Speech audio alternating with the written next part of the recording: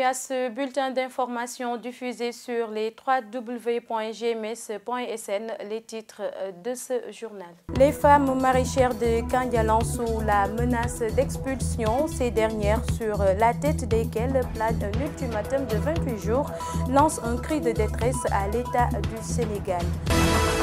Le partenariat entre Bignona et la Savoie au service de l'insertion professionnelle des jeunes. Cette nouvelle approche est portée par un réseau chargé d'orienter les chercheurs d'emploi. Bienvenue et merci de vous informer sur les www.gms.sn. Les femmes maraîchères de Kandialan ne savent plus à quel sens se vouer après avoir été sommées de quitter les terrains qui abritent leur jardin. Elles demandent à l'État de repousser son ultimatum fixé à 28 jours ou plutôt de les indemniser. Sommés de quitter les lieux dans un délai de 28 jours pour réhabiliter la route qui traverse leur jardin. Les maraîchères de Kandialan demandent à l'État de leur donner encore un peu plus de temps pour qu'elles puissent récolter, à défaut de les dédommager. Nous les femmes Kandialan, de Kandialan Socé à Kandialan Fulakunda jusqu'à Néma 2, on travaille ici sur la route. Bien vrai que c'est l'État qui appartient à la route, mais la route appartient à tout le monde. C'est parce que c'est nous les citoyens Kandialan même qui demandent à l'État que l'État nous aide à faire la route. Donc si aujourd'hui, bien vrai, l'État a eu pour faire rectifier et venir nous soutenir sur la route, on n'y peut rien. Mais vraiment, on demande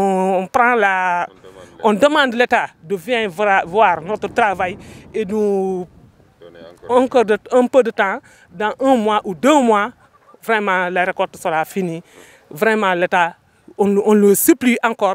Si leur demande n'est pas prise en compte par l'État, ces dernières craignent le pire car c'est à travers ces jardins qu'elles parviennent à joindre les deux bouts. On demande à l'État de nous aider.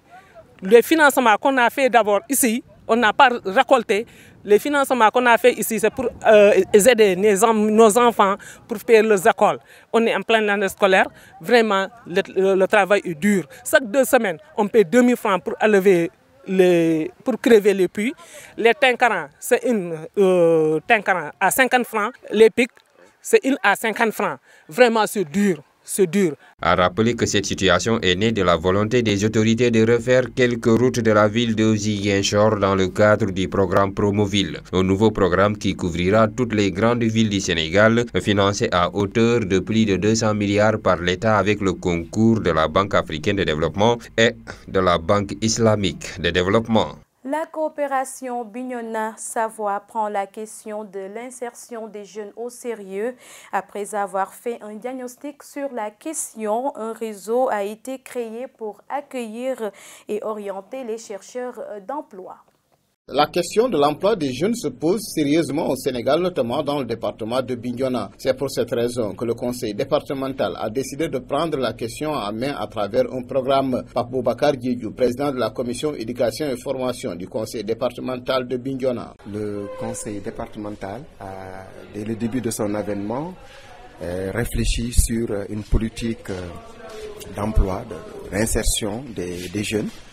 Et c'est dans cette réflexion que nous avons en partenariat avec donc nos partenaires savoyards, véritablement, d'un commun accord décidé l'organisation de ce diagnostic pour évaluer les forces et les faiblesses véritablement du département. Dans cette recherche de solutions, la coopération Bignona-Savoie a été mise à contribution. Une mission a fait le point de la problématique de l'emploi des jeunes et les résultats vont permettre une intervention cohérente. Laurent Ballas, administrateur des Pays de Savoie solidaire. Le diagnostic a révélé d'une part une richesse du territoire en matière de sources d'activité, mais des besoins assez importants de coordination et de renforcement des actions en faveur de l'émergence et de l'accompagnement à la création d'activités. Et c'est, je pense, là-dessus que les travaux du groupe vont se concentrer. La coopération apporte essentiellement une aide méthodologique. On a pu échanger et confronter les pratiques du département de la Savoie avec ceux du département de Bignona. Et on voit d'ailleurs que Bignona a des atouts importants par rapport à des lourdeurs installées historiquement dans le département de la Savoie. L'espoir est alors permis pour les jeunes du département de Bignona qui ont désormais une structure d'écoute et d'orientation pour leurs problèmes liés à l'emploi. GMSC Bignona, Lamine Badiane. Pape Boubacar Diédhiou, président de la commission éducation et formation du conseil départemental, lève un coin du voile sur la composition et les missions du réseau pour l'emploi des jeunes. Pape Boubacar Diédhiou au micro de Lamine Badiane. Dans le réseau, personne n'est laissé en rade. L'ensemble des acteurs identifiés et susceptibles véritablement de pouvoir, disons, jouer un rôle dans cette impulsion véritablement donc en vue de la recherche d'une solution par rapport à la question de l'emploi, ont été tous conviés. Et donc les centres de formation ne sont pas en reste. Effectivement, l'ensemble donc des structures qui s'occupent de formation dans le département ont été conviés pour partager avec nous cette journée de réflexion et comme je l'ai dit également, pour aboutir à la mise en place de ce réseau dans lequel ils font partie et dans lequel ils jouent un rôle non négligeable. Vous savez, il y a deux situations. Nous avons la situation de ces jeunes qui ont déjà, disons, subi une formation, qui ont des diplômes et qui ont des difficultés à s'insérer. Et d'un autre côté, nous avons un groupe de jeunes qui a envie de travailler, qui a envie de faire quelque chose, mais qui n'a pas bénéficié de formation. Et donc, toutes ces questions sont des questions prises en charge par le réseau.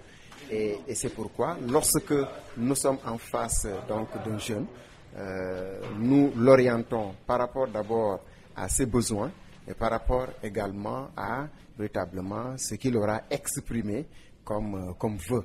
Et donc tous ces volets sont pris en compte. Les jeunes qui sont diplômés, mais également les jeunes qui ne sont pas diplômés et qui ont envie de travailler. Toujours à Bignona, le bilan de Macky Sall met à l'aise les responsables de Benno Bokk Yakaar dans le département qui espèrent faire un score de 60% à la présidentielle de 2019. Ils ont fixé cet objectif à l'occasion de leur assemblée générale ce dimanche, à l'issue de laquelle un plan d'action a été adopté. Abdoulaye Badji, coordonnateur de Benno Bokk Yakaar à Bignona, que nous écoutons au micro de Lamine Badiane toujours.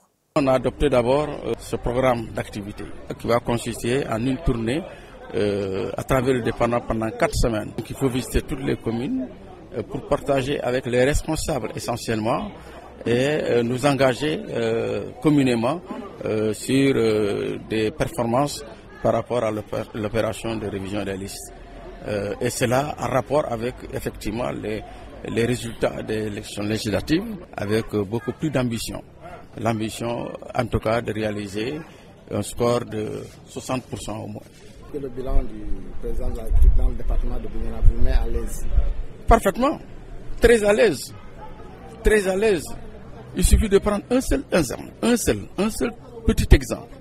La boucle du Bluff, elle a été construite, mal construite. Néanmoins, il a dit, la deuxième phase va se poursuivre. Mais il y a mieux. Allez voir ce qu'il est en train de réaliser au niveau des zones frontalières. Le Puma, par exemple, le PIDC qui va venir, qui a un large programme tant dans le domaine de l'hydraulique, le domaine de l'éducation, que le même routier, des pistes. Alors donc, je pense que chez nous, quand le moment viendra, chacun de nous va, en tout cas, faire valoir ses moyens. Je crois que s'il y a une opposition, on est bien pressé de savoir ce que cette opposition voudra reprocher au président pour ce qui concerne le département de Bignona. Nous passons à présent à l'actualité internationale. Au Mali, au moins 10 djihadistes présumés, dont un ancien colonel de l'armée malienne, ont été tués mercredi dans le nord-est du Mali lors d'une opération aérienne et au sol des forces françaises. Au Au Zimbabwe, le chef du principal parti d'opposition au Zimbabwe, Morgan Tsvangirai, adversaire historique du régime de l'ex-président Robert Mugabe, est décédé des suites d'un cancer. Le président du mouvement pour un changement démocratique avait fait vaciller le régime Mugabe en 2008. Morgan Tsvangirai était arrivé en tête du premier tour de l'élection présidentielle avant de se retirer du second tour à cause de la campagne de violence menée par le gouvernement de coalition resté sous le contrôle de Mugabe qui l'avait battu au scrutin en 2013. Et enfin, en Afrique du Sud, après 9 années de présidence marquées par des scandales de corruption, Jacob Zuma quitte ses fonctions sous la pression de son parti, l'ANC. Je cite, « Aucune vie ne devrait être perdue en mon nom », a déclaré l'ex-président Jacob Zuma, mais aussi l'ANC ne devrait jamais être divisée en mon nom. J'en suis donc arrivé à la déclaration de démissionner de mon poste de président de la République, une déclaration à effet immédiat. Le vice-président Cyril Ramaphosa devrait être élu vendredi par le Parlement pour succéder à Jacob Zuma, dont l'avenir judiciaire est incertain. La revue des quotidiens parue ce 15 février 2018 est présentée par Mohamedou Salif Ndiaye. Bienvenue à cette revue de presse de ce jeudi 15 février 2018. Les quotidiens qui nous sont parvenus ce matin se sont largement penchés sur la politique avec la lettre ouverte de l'ancien Premier ministre Idrissa Seck adressée au chef de l'État Macky Sall et de l'actualité judiciaire avec le procès de l'imam Ndao et compagnie. Le Témoin quotidien est revenu sur la lettre adressée au chef de l'État sur l'accord gazier avec la Mauritanie. La publication affiche en une « Idi interpelle Macky ». Le Témoin nous livre le contenu de cette lettre et rapporte qu'Idrissa Seck invite le président à publier sans délai l'accord bilatéral signé avec la Mauritanie. L'ancien Premier ministre en a profité une fois pour cogner sur Macky et lui dire que le bon chef doit porter deux noms, Togneta et Yoplatako.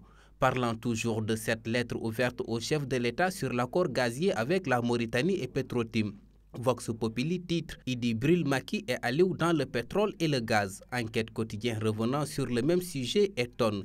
Idi demande des comptes à Macky. Sud Quotidien écrit « Idi presse Macky » pour parler de l'accord bilatéral sur le gaz signé entre le Sénégal et la Mauritanie. L'actualité judiciaire a également fait la une des journaux ce jeudi avec le procès de l'imam Ndao et compagnie. Dans sa livraison du jour, l'As quotidien affiche « La mode passe la main », ce qui entraîne le renvoi de l'audience au 14 mars pour permettre aux nouveaux juges de s'imprégner du dossier. Nos confrères ont également constaté des chiens renifleurs au procès de l'imam Ndao et compagnie. Enquête souligne Imam Ndao change de juge pour faire allusion au passage de témoin du juge Lamotte à un autre magistrat. Quant à Vox Populi sur le même sujet, le journal a rapporté les propos de Maître Moussa Sarr qui soutient que l'imam Ndao c'est l'agneau du sacrifice. Il est victime d'une raison d'État. Les quotidiens du jour se sont également intéressés sur un fait divers avec ce double drame à Kanoun dans la banlieue dakaroise. Mahabas exécute son ami et se suicide, renchérit Vox Populi. À l'origine de ce double meurtre, un juteux marché de construction à la cité des douanes de Kanoun, détaille le journal. Faisant référence au même sujet, enquête titre « Il abat son concurrent et se suicide ». Le Témoin quotidien martèle un entrepreneur tue son ami et se suicide. Divers sujets sont à lire dans les colonnes des journaux de ce jeudi comme dans sa rubrique En vérité avec. Le quotidien Enquête s'entretient avec Maître El Hadj Diouf qui, écarté du procès du maire de Dakar, donne tout de même la sentence de Lénine. À en croire l'avocat, les carottes sont cuites pour Khalifa Sall. Macky Sall est dans des guerres, il n'a même pas le temps de travailler. Toujours selon Maître El Hadj Diouf, Ousmane Sonko n'est pas un modèle et que c'est la presse qui veut le fabriquer. Sud Quotidien s'est intéressé au sujet de la candidature plurielle pour battre Macky Sall à la présidentielle de 2019 et titre « L'opposition vote oui ». Le journal a rapporté les propos des opposants comme Ousmane Sonko de PASTEF qui soutient que si l'opposition se retrouve avec un seul candidat, Macky Sall va passer au premier tour. Le professeur El Hadj Issa Sall de Pur confirme et martèle. Avec des candidatures séparées au premier tour, chaque parti de l'opposition pourra faire le plein de voix de ses militants. Et Mamadou Diop Decroix, le leader de And Jëf PADS, de soutenir Kaji a toujours été opposé à l'idée d'une candidature unique de l'opposition. En sport, Stade est revenu sur le match opposant le Real de Madrid au Paris Saint-Germain avec un Cristiano Bourreau du PSG avec un doublé. Le journal renchérit Cristiano Ronaldo est immortel.